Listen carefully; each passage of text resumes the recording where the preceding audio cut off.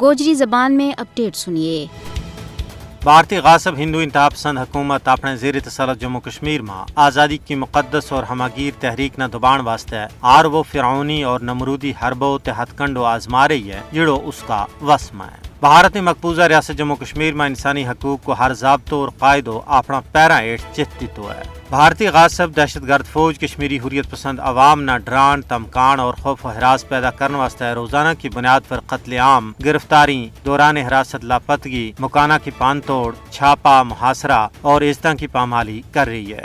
بھارتی غاصب حکومت نے اپنی دہشت گرد فوج نہ کاڑا قوانین افسپا اور سیفٹی ایکٹ کے تحت پورو اختیار دے رکھے ہوئے کہ وہ کسی بھی ویلے کسی کی جان لے سکیں۔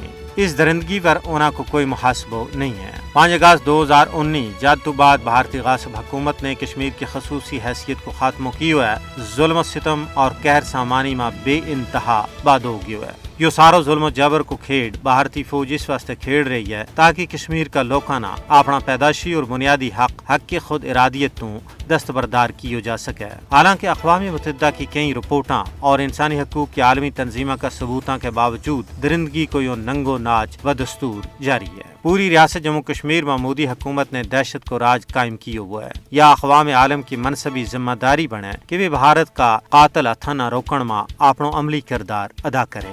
اگر کشمیریوں کی حالت زار نہ نظر انداز کیو جاتو رہو تو جنوبی ایشیا نہ ایک بڑی تباہی اور بربادی تو کوئی نہیں بچا سکتا ہے۔